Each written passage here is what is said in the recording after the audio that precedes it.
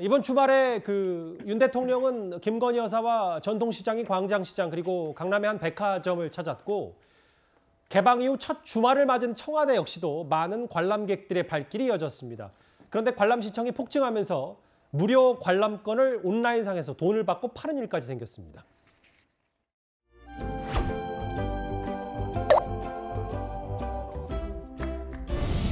새벽 6시에 출발했어요. 지역에 사니까 이런 데 구경하기 어렵잖아요. 오늘 날씨도 너무 좋고 지금 안에 들어갈 걸 생각하니까 너무 설렙니다. 아이들이랑 보기 너무 좋았고요. 참여할 수 있는 게 많아서 너무 좋았던 것 같아요. 비눗방울 속에 들어갔어요. 김준일 대표님, 예. 신청한 사람이 이제 300만 명이 넘었고 주말 새에도 꽤 많은 인파가 다녀갔어요. 지금 현장 분위기 혹은 뭐 삼청동의 상권도 다시 달아나는 분위기는 있고요. 윤 대통령을 향한 시선도 좀 졸속 이전이다. 용산 대통령 집무실 너무 급하게 간 거 아니야. 라는 시각도 조금 불식이 된 겁니까? 어떻게 받아들일까요? 뭐 졸속 이전이었다라는 거는 아무래도 이제 과정의 문제였고 저게 공개가 되면은 많은 국민들이 좋아하시리라고 한 거는 대부분의 예상을 한 겁니다. 그래서 300만 명이 다녀갈 정도로 여기가 이제 굉장히 좋거든요. 그러니까 그 부분은 뭐 앞으로도 많은 국민들이 찾을 것으로 예상이 되고요. 예. 다만 이제 고통이 어떻게 보면 이전이 된 거죠. 예전에는 삼청동 쪽에서 맨날 집회 시위가 있고 이랬는데 이게 이제 용산 쪽으로 그쪽으로 옮겨지고 용산 주민들이 이제 조금 그런 부분들을 좀 어려운 부분을 겪고 있는 건데 저는 뭐 어찌 됐든 뭐 이게 어떤 시대의 변화상으로 이제 뭐 윤석열 대통령이 되면서 이게 변화가 된 거기 때문에 긍정적으로 보고 있고요. 이게 뭐 국민들의 어떤 나들이 명소로 앞으로 자리 잡았으면 좋겠다는 생각을 합니다. 아까 앞서 말씀하셨던 300만 명이 다녀간 것보다는 이제 300만 명이 이제 앞으로 관람 신청을 했고 이제 찾아갈 것이다. 예.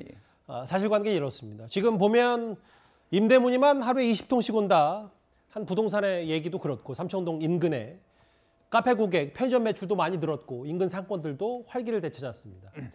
일단 청와대라는 이름은 역사 속으로 사라질 예정인데 이 부분을 좀 보겠습니다. 이현정 의원님. 네.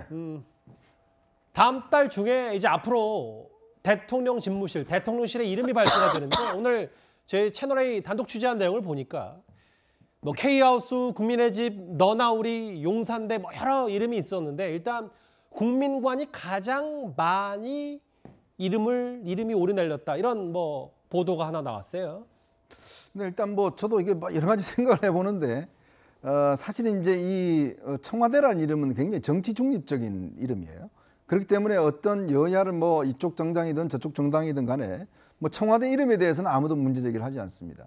그러니까 그 기와 색깔이 일단 이 청기화라는 것 때문에 이제 청와대라는 이름을 졌었는데 저도 마찬가지로 지금의 용산 집무실도 예를 들어서 대통령이 만약에 정권이 다시 바뀌면 또 이름을 바뀌는 이런저런 일은 없어야 되겠다. 그 대표적인 게 뭐냐면 지금 국정원 가면 국정원 표지석이 있습니다. 예. 이 국정원 표지석이 정권 바뀔 때마다 바뀌어요. 어허. 이번에도 바꾼다고 하는 이야기가 있어요. 왜냐하면 뭐 필체가 신용복체다 등등을 이야기를 해서 기억이 나네요. 그러니까 이게 이제 뭐 정보는 국력이다. 예전에 이제 김대중 대통령 때 그거를 썼거든요.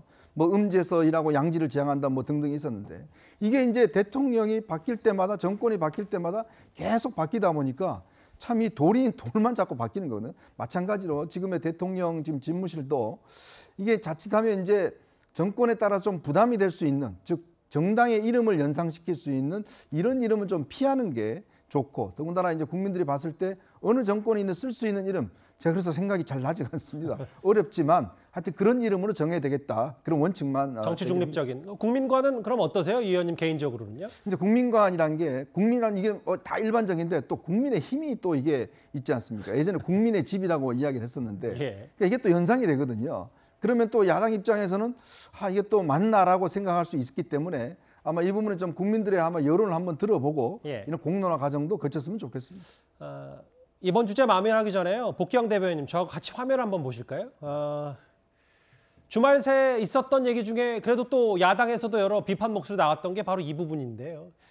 물론 대통령의 첫 번째 주말 김건희 여사와 함께 전통시장에서 김밥도 사 먹고 강남의 한 백화점에서 신발도 사는 거 상당히 친서민 행보고 좋다라고 하는 표현도 있는데 뭐 반면 또 야당에서는 또 다른 시각을 갖고 계셔서 그 얘기를 좀 듣고 이번 주제 마무리 좀 하려고요.